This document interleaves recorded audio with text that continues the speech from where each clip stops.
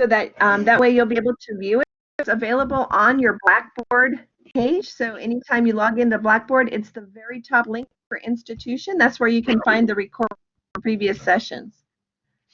So today we're going to have Dr. Naomi Weissman and Patricia Eastlis, who are going to tell us all about El Paso Community College's Service Learning Program.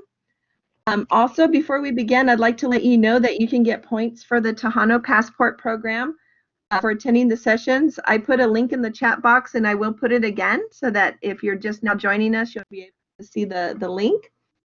And if you could, just make sure you mute your microphone. If you have a question, just click on the purple bubble down in the bottom right corner so that you can chat with us and send a message, or you can raise your hand on the little screen down at the bottom. So thank you guys, and thank you both for presenting for us today. So whenever you're ready. Okay, Miss Pat, are you ready? I'm ready. Okay.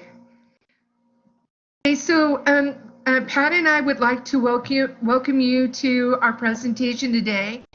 And what we thought we would like to do is start off with Kahoot, just something a little bit fun. So what I'm going to try to do is get to the link myself. So just one moment, please.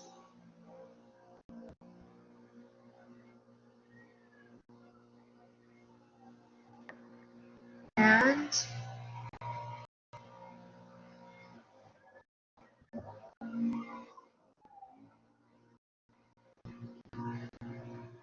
everyone see that? Yes. Yes. We see it. I see it's Manny, Pat, Al, Liz, and Crystal. Okay, and I'm sorry for the buzzing sound in the background, but it is what it is.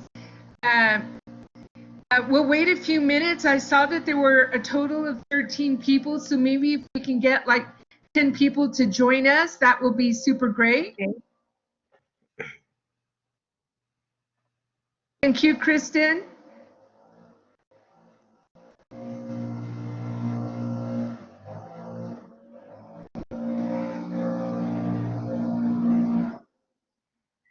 If you joined us later, the way to get it is to go to your internet browser and go Kahoot, KAHOOT.IT. And then you'll enter the code.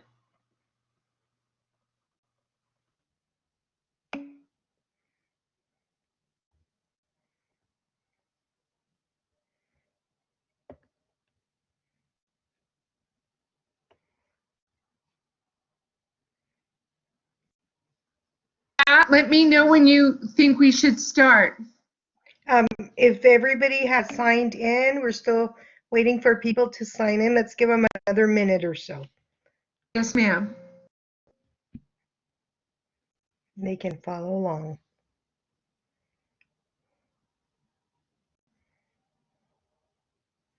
And the reason I love Naomi loves Kahoot, and I do as well, but I think it's a great way to kind of break the ice.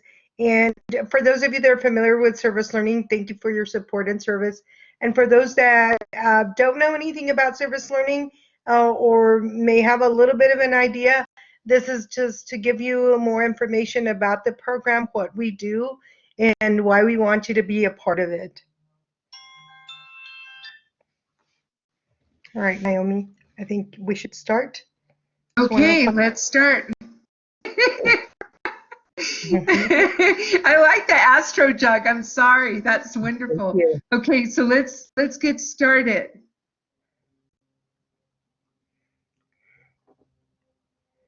So it's loading. It only gives you 10 seconds because I almost flunked the first part.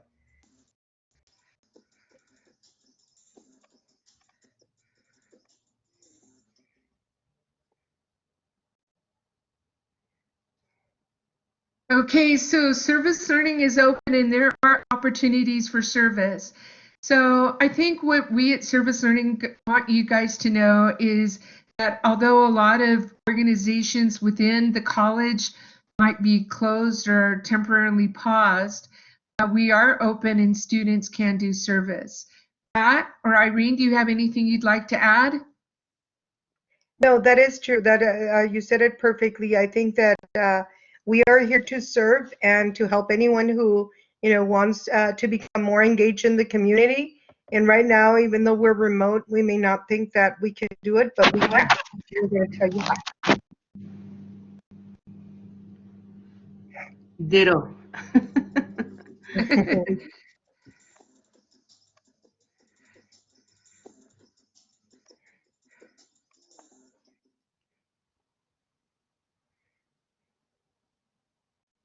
Okay, so the best way to contact the service learning is through email, or you can call us. Irene will get in contact with you, and Pat and I are very happy to talk to you. So you can find us in the directory, and hopefully we're very accessible. And if you cannot get a hold of us, usually the person that is always, frontline is Miss Irene, who's here with us today. And she's always very good about answering emails, checking the phone in the office. And so we will get back to you. So please, give us a chance, because sometimes it's a little bit a daunting task, as you all are experiencing as well. Yes, thank you.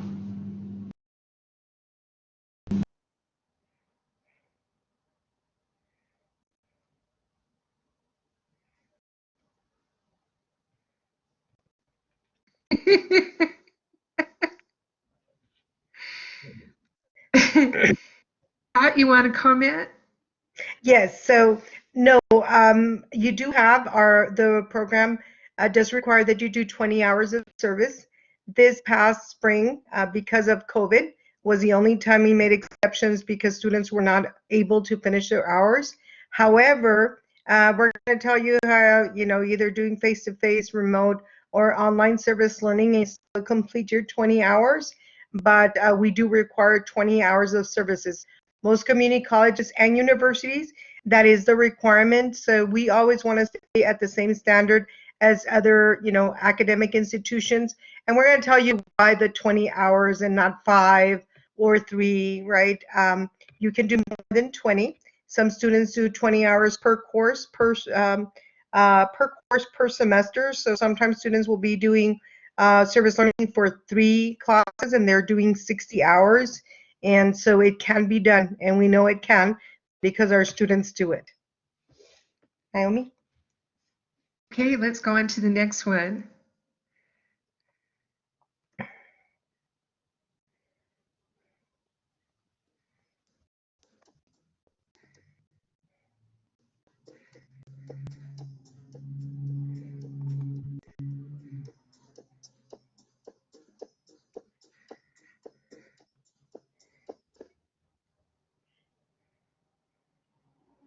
Okay, you guys were absolutely correct. And we're very proud that one of the things that we had to do was digitize the forms in a way to make them better or more accessible for students to actually complete and submit. So Pat and I are very thankful that Irene has done that. So hopefully all the forms can be done online, and then they need to be submitted to Irene.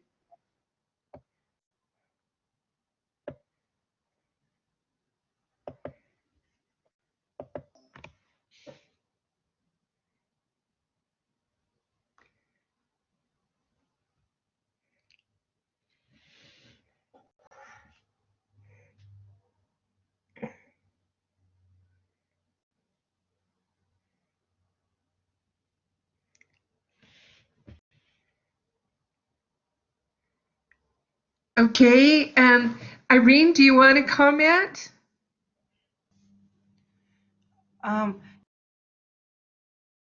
With some students, they'll come and ask me, what do I do? Where do I go? Or, but it sometimes depends on the instructors, because we have some instructors that don't allow students to do the hands-on volunteering or service learning program hours. They have them do like work on the social media pages for the agencies, since they're like mass comm students or anything like that. So it really does, please let them know, what they're supposed to do, or if they can do the hands-on, or if they can't, or you know. And then there's some instructors that pick the agencies, so some can go to some and they can go to certain ones depending on what their classes are for, say criminal justice or TICA classes. So it depends. It's always best to check in with the instructor. Super, thank you. Yeah.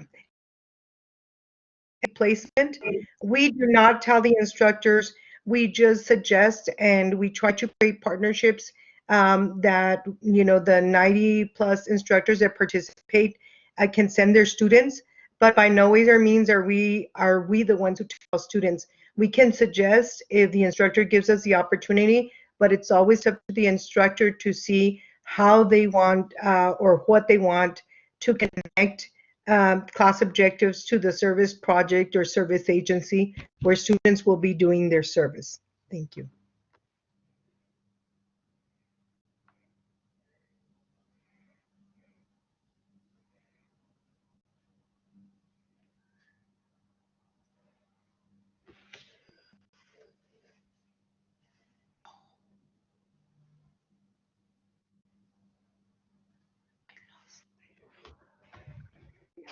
That without reading everything. And I saw the questions. Answer too I'll let Ms. fast. answer the question because, again, she's the one that usually receives most of the calls or emails from instructors. I give my students a lot of leeway because I know that, I can keep track of the students that do the service. But Ms. Irene, can you chime in, please? Yes, I do take. It's not a problem as long as it's okay with you. A lot of times, a lot of students will say that they didn't turn in the forms or anything because they thought it was already too late or the time had expired. So, to me, it's okay if they turn them in late as long as it's okay with you. So with me, it's it's so anything that's okay with you, or even if they turn them into you later, just please remember to send them to me so they can get the credit.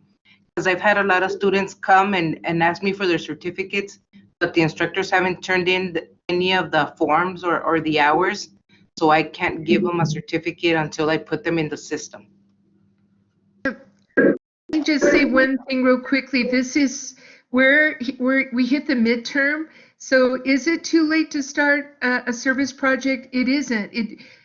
Within the last, if we divide the semester in half and we have 16 weeks, that means they have like 8 or let's say maybe 7 weeks to complete 20 hours of service. So I think it's very doable if a student is interested. So they can start, and they can start now, and I think they can finish. And like Irene said, she'll accept the forms late.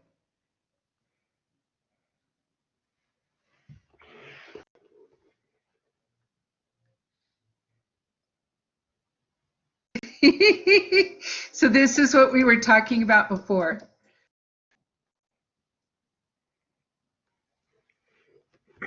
Sorry, I don't know why the time changed. Pat, do you want to comment? Yes, and the reason is I know that we, like Irene said, we do accept late forms. Sometimes students, don't have the time. So right now with the pandemic, they can't just go out and, for example, my students, 2 of them finished their hours.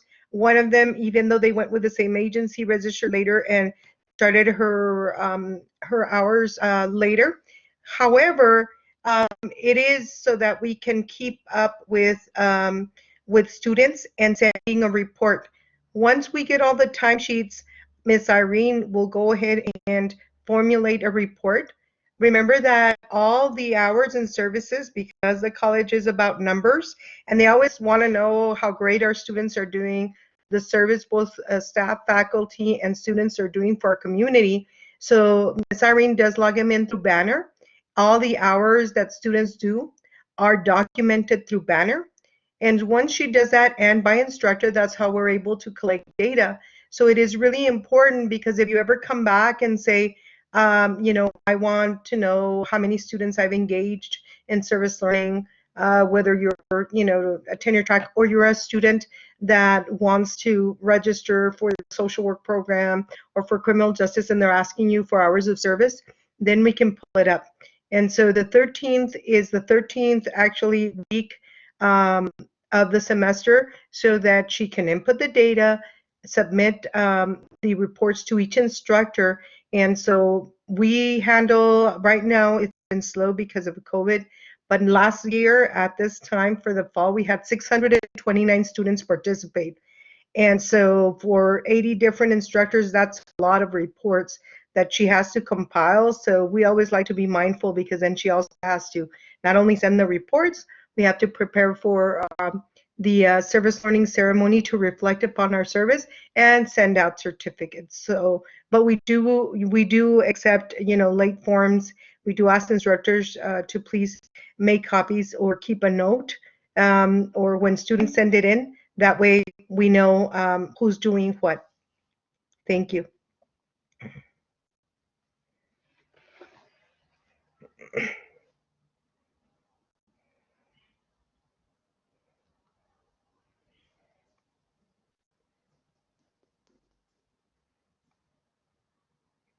Sorry, that went by fast. Okay. Pat, you want to comment? Yes, and this, it's important, especially right now that, we are not in the office. We're not allowed to go on campus because of, COVID guidelines. But please have them take a selfie. Have them, we ask students to, when they send the form, to also CC the instructor. That way they have a copy of the form.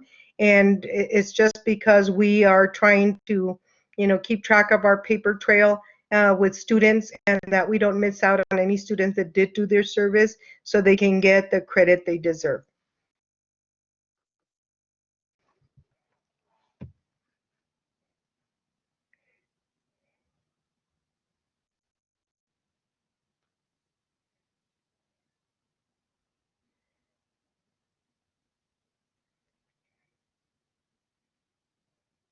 Irene, do you want to comment?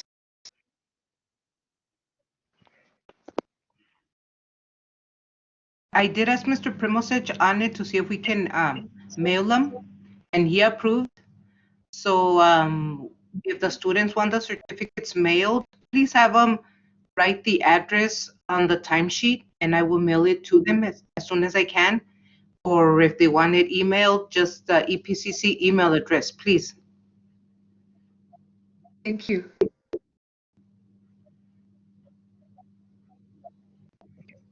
And I'm sorry, and one of the things is that we need to think that certificates are important Oh, for sorry. students. Students were like, so where am I going to get my certificate?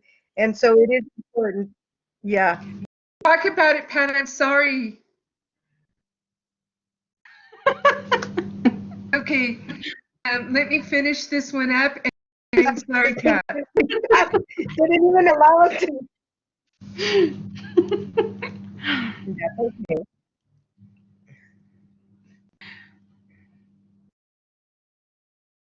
Oh, congratulations, Manny. Thank you. Thank you. Thank you, I Manny. didn't make it on the We'll list. have a little No, gift for you. We'll send it to Want to talk about So, what you were saying? about the forms. Yes. Just that, so there's a question here. What can we do to make it easier for you regarding the timesheets? I think the best way is submitting it online. Thank you for your question, John. And is just submitting, sending it to Irene Perez, myself, or Naomi, and having students CC you if they're sending us the forms, just so that there's 3 of us or 4 of us that has the forms. And that way, because they're not allowing students on campus, so they can't drop it off anywhere.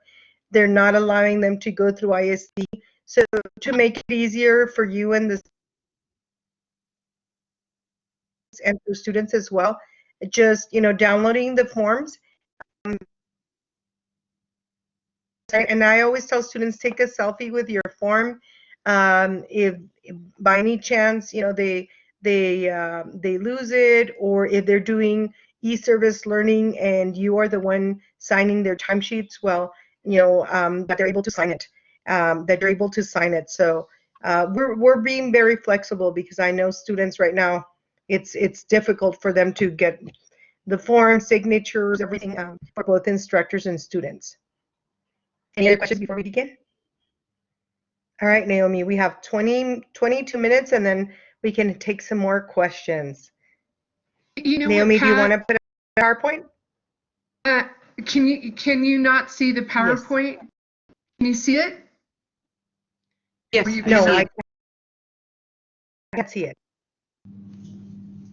I see it. Yes. Yes. Okay. We have a video, and this is being recorded, and we are more than happy to send. I think Kristen has all the files, but right now I want to confess to Pat that for some reason I had a link open and it's closed. But I think that we could move on, if you don't mind, Pat, to maybe some No, of not the. at all. Is that all right? Yeah, that's okay. Okay, so we're going to talk about some Yes. ideas. The video is just. Pat, you're breaking up a little bit. I know. I don't know what's going on with my computer, so I can't see anybody. Just a second. So what I don't know why. What so I do is trying to I close have Windows this. to make sure. What's up on the screen, Pat, is the school store. And do you have I don't have. Let me change to my phone, because for whatever reason, it is not. I can't see anybody or anything. My screen has gone blank. Okay, so while you're doing, talk to them about the school store. Okay, guys. So what I want you to know is that actually before school started this semester, that we actually did participate in a community project. And this project has been going on for the last 5 years. And in fact, Manny was part of it last year. We were at all campuses this year because of the situation. And actually, at one point, we thought we weren't going to really do this program anymore. But the truth is that the El Paso Community Foundation wanted to continue it. So the gentlemen that you see in this picture are actually from Fort Bliss, and they're loading up one of their own personal trucks. And before we met together as a group to pack the brand new backpacks, the brand new school supplies, Irene and Pat Islas and actually Shannon Vias called the schools and made appointments. And they're the ones who identified those students that would best benefit from these things. So over 1,000 backpacks were actually delivered. And I'm going to be honest with you, to visualize 1,000 backpacks, at first I thought it was a small amount, but all those backpacks were in a very large, like community-based room, and it filled up the room. And it took a lot of truckloads to deliver those. So that is one thing that we did. Okay, the next thing is that we did, or some ideas, is Project Warm Babies. So we were thinking of some things that we could ask students to do. And actually, I'm a member of Project Warm Babies. And so instead of me creating a tutorial, there's a guy, his name is Mikey, and that is his real name. And he's part of what they call the crochet crowd. And he can teach a beginner how to crochet. The next two sites are actually patterns for blankets. They're very easy blankets to make. So I've had several students who say that right now, because of the isolation, something that relaxes them is crocheting. So if you know of any student or anyone that's interested, if they crochet one baby blanket, they will automatically get 20 hours of service. So that is one thing. Pat, I see you on your phone. Yes. And actually, the picture's not coming out. Hopefully, you can Okay. see us. Yes, I can see you, and I hope you can hear me. I don't know what was going on Yes. with my phone. You want They to would talk like about the murals, Pat? Yes, and so okay, so as we were researching it, of course, when the pandemic hit, there were so many things that we were thinking and researching. What are other universities and colleges doing? In the picture are some ideas, of course, for murals. And as you can see, I've seen so many different, not only on Facebook, but on TikTok, on, on different opportunities for painting as a form of relaxing. I actually started coloring and I thought it was boring, but it really has relaxed me. If you see that very nice, the lizards and then that nice, like old, I think it reminds me of old El Paso picture. That's Naomi's home, and she actually had someone paint that at her house, a mural. But a mural is a great way in your house if you're artistic and want something to do that. But even asking old buildings or areas where you could paint something that it can be artistic, can be a way of also connecting with the community and also allowing students to do that. Students are very artsy. During the spring semester, my student said that he thought I was very, consternated. I was so worried. Were they getting? And at the end, he done all these free chalk portraits of me while I was giving class. And I thought it was really nice because he goes, you know what? I was so stressed about doing class online. So while you were being on Zoom lecturing to us, I was also drawing because I could see you were, so worried. I thought how nice, that was his way of relaxing to be able to do the online thing. My and audibly challenged. So we were trying to do the best way for him to be able to accommodate to this new, new way of teaching. So, murals and painting can be a way in which students can connect with their families if they're working at a nursing home and, helping them to remember the colors, with Alzheimer's patients. We've done that in the past. So there's a great opportunity for for so many different types of opportunities. So Naomi put these two YouTube videos that give you some more information on how you could also do something similar. Next slide, Naomi. One thing that we've been wanting to do for a long time is get instructors to get their students involved in StoryCorps. And, StoryCorps is involved with the National Public TV and Radio. And I think all the recordings go to the National Library, and as a group of librarians, mainly, you can maybe say yay or nay or agree with me. We Go think to the that this library, the archives of the Library of Congress. They archive the story. Beautiful. And so we put down some ideas of conversations that maybe as a class, an instructor can guide, like elements in either politics, immigration, or even climate change. My field is biology, but you can construct or have the students start developing questions and why they're asking them and actually interview people. So this would be, we think this is a great platform, and we would definitely give service learning credit. Pat, do you have anything else you'd like to add? Yes, actually, StoryCorps is something that I've been listening to since I was in my late 20s, and I love it. I actually have my students do, an oral history about their family. I think that it's a great. Well, I teach speech, so not only with service learning, but it's a great way for them to document their history. I also use Estela Reyes. She is the public relations officer for LAPE, and she did one. So I always show students like here, she's talking about her dad and culture and her sister, but it's something that they can do. with themselves, with others, a teacher that inspired them. They want to talk about women's rights or their political views, or there's all sorts of stories. But storytelling is an important aspect not only of us as human beings, but people tell their story all the time. And when our students work with the homeless, they want to know how did they end up there, and they'll spark up conversations, and they're engaged form of story for telling their story.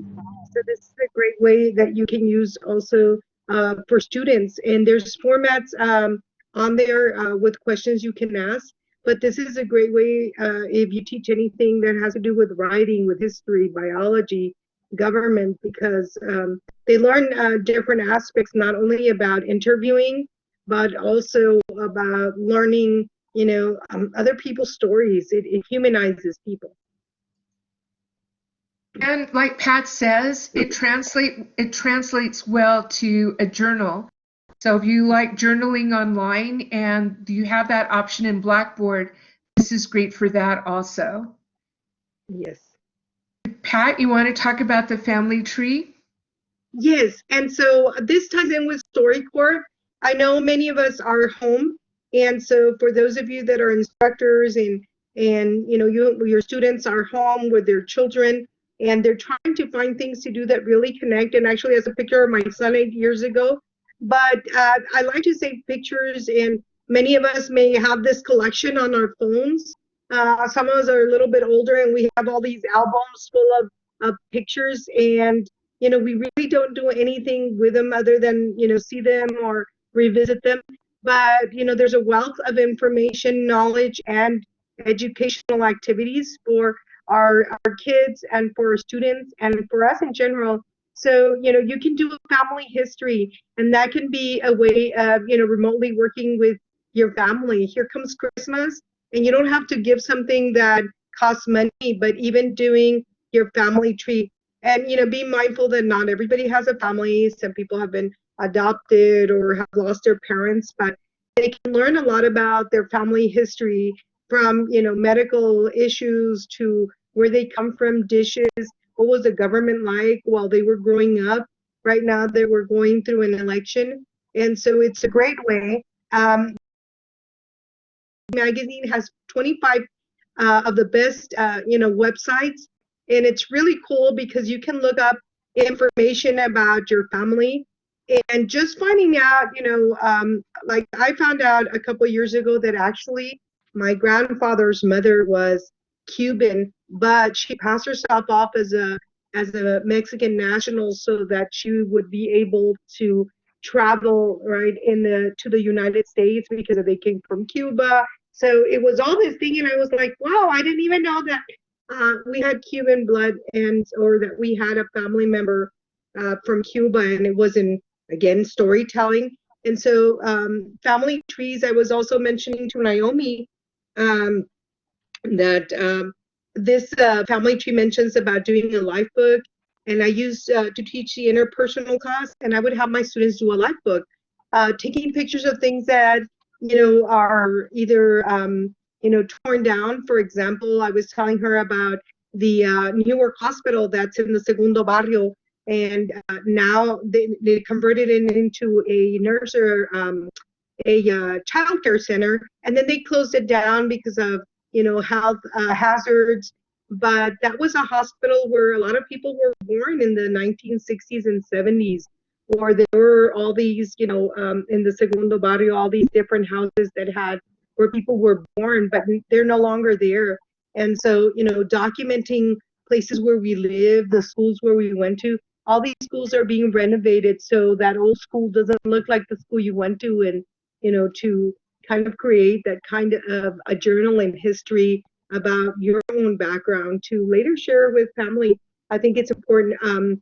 Cooking. I love to cook, and I think that our students right now that we're home, I see everybody posting food, but that all that food that they create has a history, whether it's something new that they made.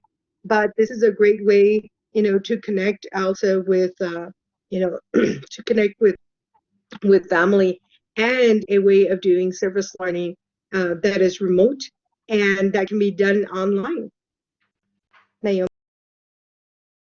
Another idea is to find, encourage people to do acts of kindness and just to keep a tally of that so that it fits within the 20 hours of service. And so, luckily, Irene is always checking in with our partners, and our service learning agency list that you can find online does have the list of those agencies that are currently accepting people from EPCC to do service.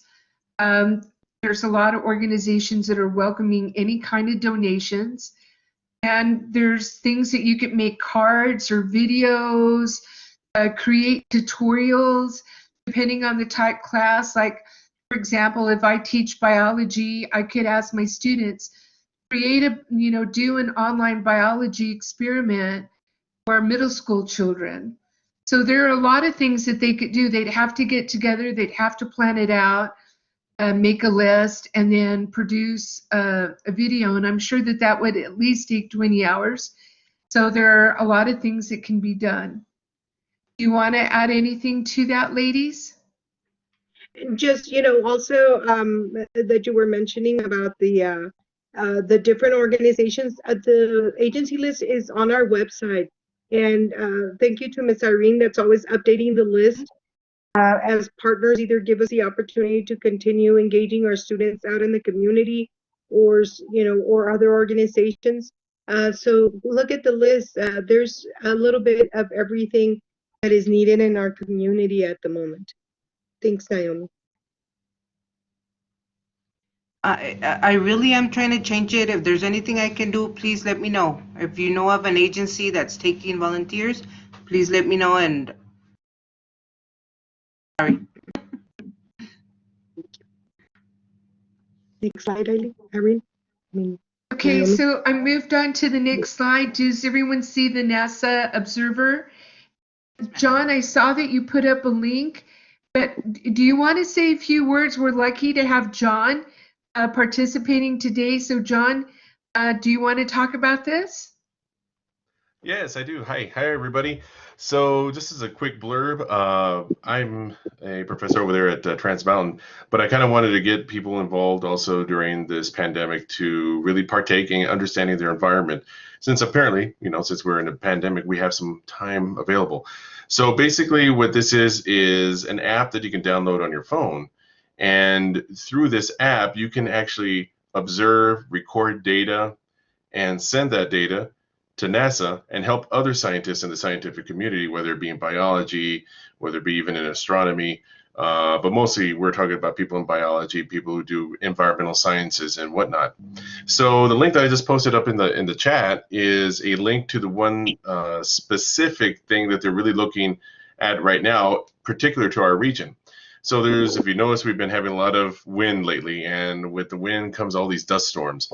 And we've been having some really interesting weather this season. So what NASA scientists would like to do is to get as many people involved, and especially here in the El Paso area, since we are part of the Chihuahuan Desert, they would like to know a little bit more about what's going on in our neck of the woods. So for people who are interested, I've already established a NASA Globe Observer citizen scientist activity that allow you to actually go out safely, taking a look at the clouds. And basically, there is a whole, in that link that you see right there on the screen, will take you to an introductory video that will show you how to take observational information with your phone using the NASA Globe Observer app. With that, you can actually send all that data about dust storms that come into our area. Now, granted, don't be going outside the dust storms. They actually tell you to take pictures from inside the house or from in a car, somewhere it's safe.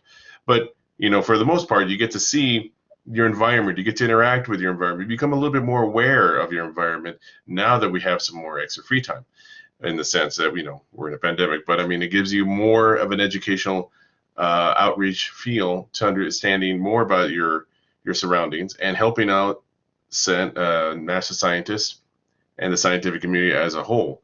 And I think you become part of a bigger enterprise, if you will, if you start enjoying these kind of in activities with NASA. So right there, if you see there's one where it says observer in the chat, observerglobe.gov. Talks about all about how to observe dust storms. We actually did me and another colleague of mine, Dr. Delao, we went out to do a presentation to one of these conferences showing that EPCC is also getting involved. A lot of students, especially in my classes, have been getting involved. So we try to encourage other faculty and staff to get involved as well, including their students as well. So if you have any other questions, you can reach me at my email. But basically, it's just a way to really take science to a new level. And it's very ubiquitous because everybody pretty much has an iPhone or an Android phone. So it's great and it's exciting. It gets the family involved as well. And you learn a little bit about science in a fun way. That's pretty much it. Thank you, Thank you, John. John. Oh. Pat? Yeah, I'm here. All right. So one of the things that I am investing a lot of time on, because I just ran across it in my neighborhood, and I had seen them. I'm always looking for different projects that are innovative, that engage students. Not everyone wants to do something political or something educational or go to a hospital, but they like to build, and it promotes literacy. So all over the nation, there is a movement called the Little Free Libraries. Not only does it promote literacy, but also giving, right, of books. And it's like a rite of passage. I think that some of the best books I read are people that gave me, a book. And, I think getting kids and just our community in general about, excited about reading right now. As John said, that we have time, but it's also, sharing, sometimes we have all these books that we're saving for I don't know what, but I'm one of those. I like to save my books too. But so this little house and this little video, there's a couple of videos talk about the Little Free Library. Now you can buy some through Amazon. They're about $150. Lowe's carries it for about $120. But you can actually use pallets, and you can find pallets lying down anywhere. You can raise it up like this one that's in the slide, or you can make something, not as extensive, made out of wood. You can make it about, in different ways, decorated however you want. So this is one, there's one actually on Fiesta and Camille by where I live, and they have it in front of their house, and then they have free books and magazines in it. Our goal is, of course, to put one on each campus. So again, to promote that EPCC values, children and their fostering that literacy and also giving. And here is a place where they can find it. And so you can build one, put it on your house. And, this takes time. So this can also be, a service learning project, because they have to ask if they want to put it at a park. They do have to ask the city. But many places like Clint, San Elizario, Tornillo, that don't have a library, we actually donated a bunch of books to a little house that they're turning into a community library, because in San Elizario they don't have a library. And I sculpted out like 3 or 4 little parks that would be great to put, like a little house. And actually people do. I asked them, do they come and pick up the books? He goes, definitely. There's not a lot to do, in this neck of the woods. So of course, books are a great way to, to get the kids to read something. And it can be, any types of books. You could get friends, your kids' friends, your friends to donate books and be restocking, that little library. You can put canned goods, beans, dry food in this day and age where people need a little bit of everything. All that is a great way to also inspire and connect our communities. So this is something we want to work with. Erica Castillo, who's one of our instructors, has shown a lot of interest. So hopefully we can get that project going. Naomi, do you want to say something, or you want me to say? Yeah, I know that Pat has a deep connection to the Reynolds home, and we at Service Learning have always done on an annual basis something with the Opportunity Center for the homeless. And these are people that really are pretty much down on their luck, and this is like a last opportunity for them. And then we've also had a long-term partnership with the Salvation Army. Pat can tell us right now that all of these three organizations really could use our support, right, Pat? Yes. For example, the Salvation Army, two of my students did it at the Salvation Army. They have families come and eat because they can't afford, food. They need supplies, they need, things for their home. And so they have a lot of families there and they are in dire need. So if you have students that want to actually give their time or take stuff, they are welcome. The Reynolds House is another shelter for just women and children. It's on San Jose Road over in the lower valley. It's actually the only shelter, most of them in the central area, but it does help families and children, to stay off the streets. And homelessness is something I've worked with 5 years straight out of college, and it's something that really touches my heart because, we don't know. Sometimes our students can be experiencing homelessness or they're being evicted. And, I was just telling Naomi of some websites that I heard online about, the renters help. So if they can't make, their renters can make their rent, and, they have for the city of El Paso, the Preventing Homelessness, and the Opportunity Center and the Reynolds House also are part of that project. Every year for Christmas, we feed Christmas Day at the Opportunity Center. So if any of you are interested, I always have students from so many different, years and eras that I've had that'll show up with, Miss Islas, I made pie.